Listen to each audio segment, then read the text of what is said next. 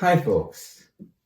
As we speak, thousands of chemical changes are taking place in the bodies of living organisms, the environment, in laboratories, and in chemical industries.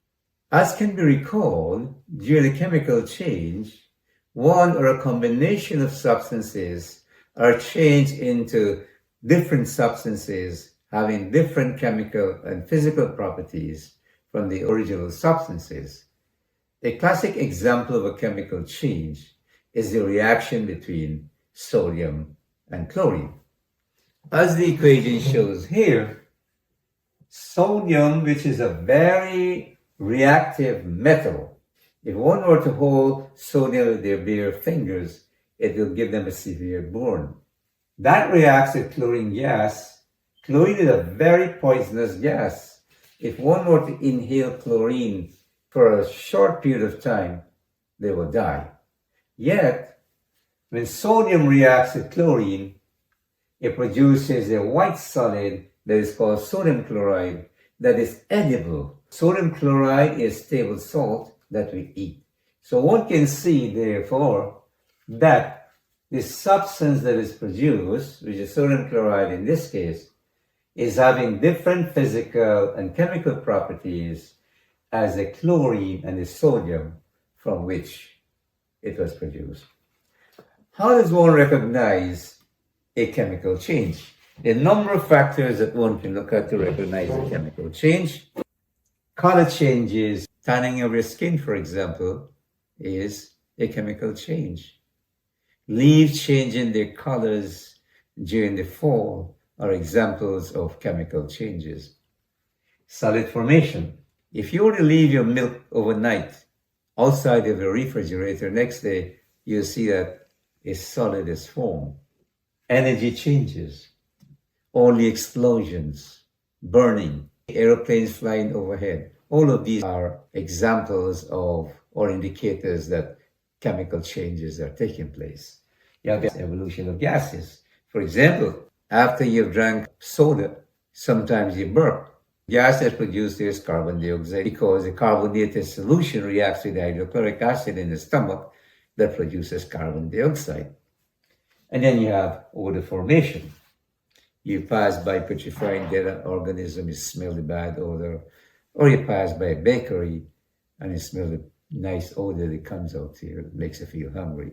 All these are evidences of chemical changes. So if any one of these or combination of these is observed, that would indicate to us that indeed a chemical change is happening. So relax now and enjoy these eye-catching demonstrations and see how many of these evidence you can identify here during those chemical changes. Enjoy. The first demonstration we have here is the reaction between cold water and freshly cut pieces of sodium and potassium metals. So let's first of all put a few drops of phenolphthalein in that water there. So this is the first reaction here, is the reaction between sodium and water.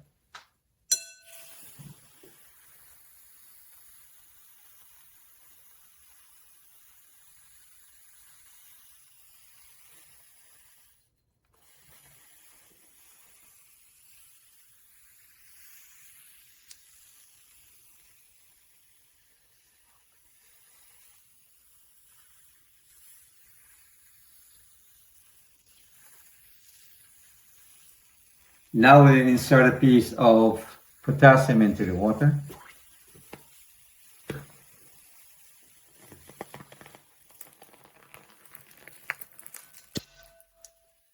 So how many of these observations did you make? One, you were hearing a hissing sound. Number two, you saw a beautiful sparkling light there, changing temperature. So you're seeing all three energy changes there: sound production, heat, and light production, okay? What caused this water to turn pink? Before the reaction started, I put a few drops of phenolphthalein inside, and phenolphthalein turns pink in the presence of an alkaline solution. So definitely an alkaline solution was formed as a result of the reaction between sodium and potassium with water. Okay, so you might want to compare the reactivity of sodium with potassium. Which one would you say was more reactive? Definitely the potassium was more reactive because you can see the violence with which it reacted, and what was not so evident in the case of sodium. So we now react copper 2 sulfate with some sodium hydroxide solution, and I want you to observe what happens.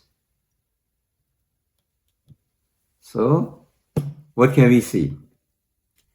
See a deep blue gelatinous precipitate.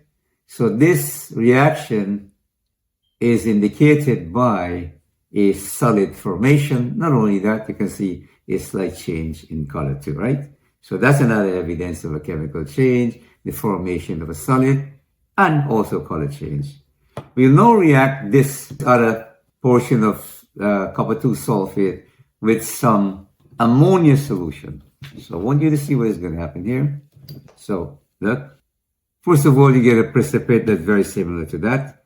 But this precipitate redissolves in excess ammonia solution to form a deep blue solution.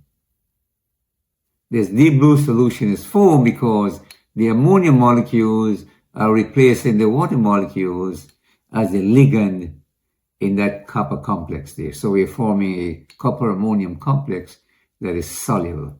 Okay? So we can see two evidence there, solid formation and change in color. This reaction involves the reaction between magnesium ribbon and hydrochloric acid. What are we observing there? You can see there's evolution of a gas. All right? What do you think that gas is? HCl reacting magnesium solid. The gas that's coming out there is hydrogen. And how do we test for hydrogen? Who remembers how we test for hydrogen? Anybody remembers how we test for hydrogen? Okay, this is how we test for hydrogen. How does hydrogen behave with a burning splint?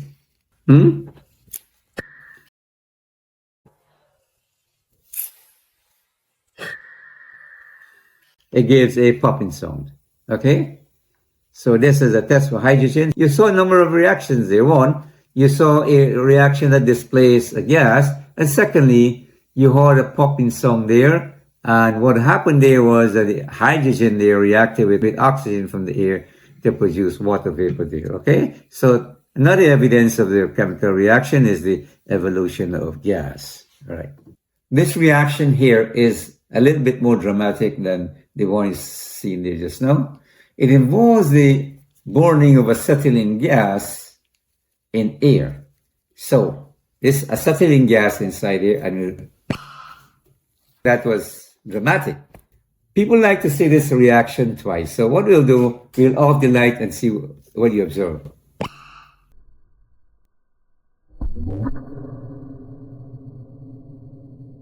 Okay, that was the combustion of acetylene gas in air. This reaction involves the burning of magnesium in air. So you off the light so you see it more pronouncedly.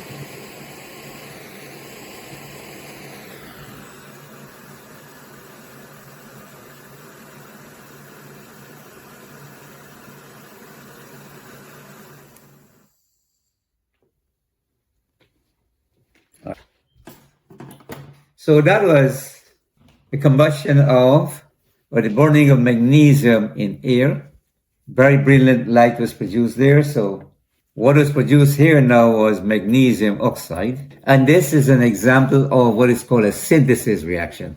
We will not repeat this reaction again. So magnesium combined with oxygen from the air to give you magnesium oxide. The oxides of metals are said to be basic. So what we do, okay, we'll react this magnesium oxide here with some water to see if we'll create a basic solution, right? So we test that solution in phenolphthalein. If the phenolphthalein goes pink, it means that we have created a basic solution. See that? Phenolphthalein went pink. So that shows you how the oxides of metals are indeed basic. Done. Finally, we'll do a reaction in which an odor is produced. You're all familiar with this reaction. If you burn matches, the tip there is made up of sulfur. It burns in oxygen to form sulfur dioxide. So we are going to burn these matches here, and we'll try to collect a little bit of that gas to test the nature of sulfur dioxide, okay? So you can smell that, put it inside this test tube here. Hopefully some of the sulfur dioxide is caught there. We do it one more time. Burn that, burn inside here. Hopefully we get a little bit of sulfur dioxide from that reaction there. So let us suppose now we take some water and pour it inside here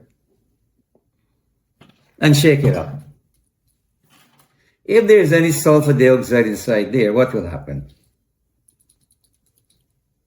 Okay, now we will see what happens if a solution is formed that is acidic. So we take bromothymol blue. You can remember what happens with bromothymol blue in acid. Okay, changes color from blue to light green to light yellow and stuff like that, depending on the pH of the substance. Okay, so we're going to take the few drops of bromothymol blue and insert it inside there. Wow, can you see that? It changes color from blue to yellow. So an acidic solution is formed here. And this is how acid rain is formed. When you burn things that produce sulfur dioxide, it reacts with water from the air, water from rain, hail, or snow, and it forms acidic solution that we call acid rain. So I hope these reactions were helpful to you. Okay?